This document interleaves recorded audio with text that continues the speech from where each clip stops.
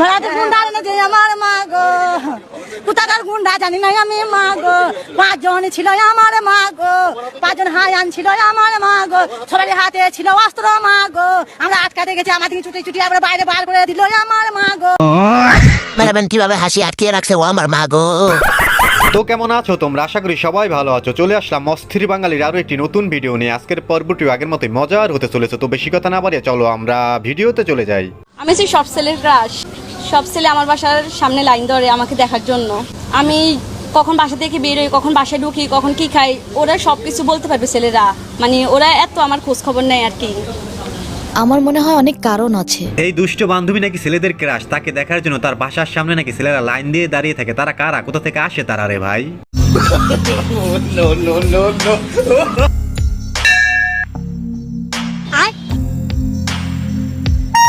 কি করে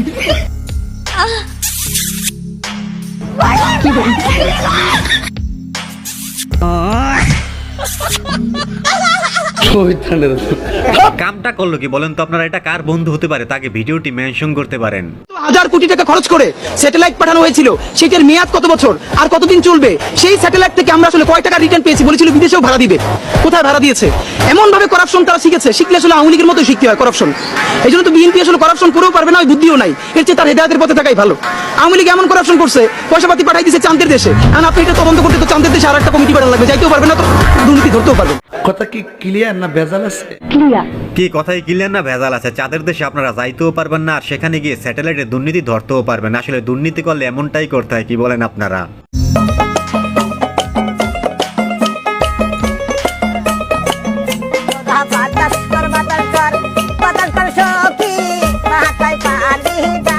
আসো খেলবো, খেলা হবে। আরে বদি কুল কুল, যেরকম করে লাফাইতে আছেন তাতে তো মনে হয় সবকিছু খুলে পড়ে যাবে।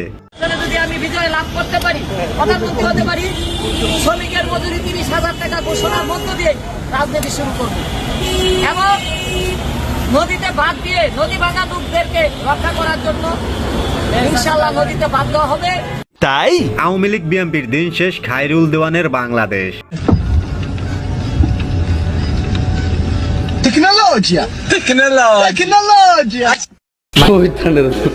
তেমন কিছু না, যেখানে ছেড়ে দেওয়া হয় সেখানে খাওয়ার জন্য পাক করা হয়। একে নিয়ে কি আর বলবো রে ভাই?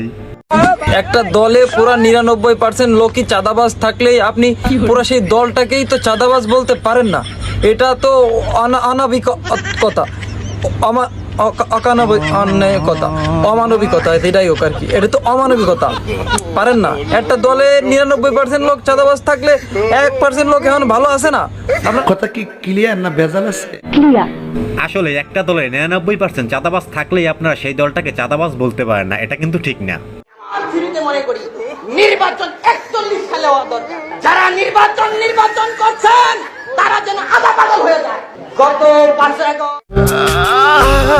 ভালোবাসা নির্বাচন নাকি 41 সালে হওয়া দরকার। কারা কারা এই ভাইটির সাথে একমত কমেন্টে হাত তুলতে পারেন। শেখ মুজিবের বাংলাদেশ, জিয়াউর রহমানের বাংলাদেশ। আর আমরা 20 কোটি মানুষ, আমরা ভাড়া থাকি এদেশে। আমরা ভাড়া থাকি, আমাদের দেশে জন্ম হয় নাই, আমাদের দেশে ঘর বাড়ি নাই, আমরা দেশের নাগরিক না। আমরা কি বারমার থেকে এসে কক্সবাজারে বাস করি? রোহিঙ্গা? আমাদের এটা একটা সুন্দর প্রশ্ন, আপনার আসলে খুব টেকনিক্যাল প্রশ্ন। আমাদের কি এদেশে ভোটাধিকার নাই? আমরা কি এদেশের নাগরিক না? আমাদের কি জন্ম এখানে হয় নাই? আমাদের কি ওই নাগরিকত্ব কার্ডে নাম নাই? আমরা কি এদেশে লেখাপড়া করি না? আমাদের বাবা মা কি এই দেশের সন্তান না? তারা কি আমাদের জন্ম দেশে? আমরা কি রোহিঙ্গা? 2 জনের বাংলাদেশ আর 20 কোটি মানুষের বাংলাদেশ। সেই 20 কোটি মানুষের ভিতর আমিও যা, আপনিও তাই, শেখ মুজিবও তাই, জিয়াউর রহমানও তাই। ওনারা তো এত গর্ব করে বলে না, এখন ওনাদের এই দলের লোকজন এগুলো কেন বলে? 20 কোটি মানুষের বাংলাদেশ, তার ভিতর ওনারা 2 জন তাই। নিঃসন্দেহে তুই ঠিক কথা বলেছিস। একদিকে আওয়ামী লীগ বলে শেখ মুজিবের বাংলাদেশ, অন্যদিকে বিএনপি বলে জিয়াউর রহমানের বাংলাদেশ। তাহলে আমরা যারা বাংলাদেশ সাধারণ মানুষ হয়েছি তারা কি ভাই? তারা কি দেশে বাইশার্থী নাকি দেশের রোহিঙ্গা? কোনটা? কি আশ্চর্য কথা! আসলে দেশটা কারো একার না, দেশটা আমার আপনার সকলের। মানে আমরা যারা বাংলাদেশের নাগরিক রয়েছি তাদের সবারই দেশ বাংলাদেশ।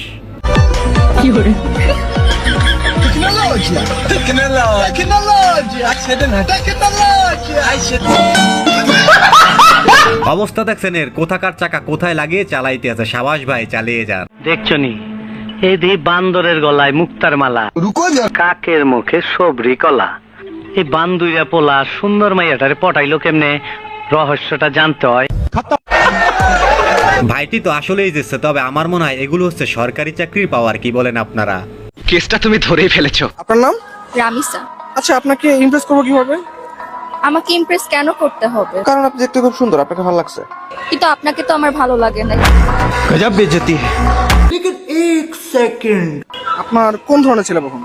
আমার যেরকম ছেলে পছন্দ আপনি সেরকম না। আপনার তো কোনো স্মার্টনেসই নাই। আর ছেলে হিসেবে আপনার একটু লম্বা হওয়া উচিত, যেটা আপনি না। স্মার্ট হতে হবে, সেটাও আপনি না। আপনার আছেই বাকি ভ্যাম্পায়ারের মতো দুইটা দাঁত। লে হালুয়া, বন্ধুর মনে হয় ইন্টারভিউ নেওয়ার শখ মিটেছে, তবে এখানেই শেষ নয়। যদি আরো স্মার্ট ছেলে হয় তাহলে আপনাকে কেন পছন্দ করবে? কিন্তু আপনাকে আমার পছন্দ না, এটাই হচ্ছে মেইন কথা। আচ্ছা, আপনি কি মনে করেন আপনি সুন্দর?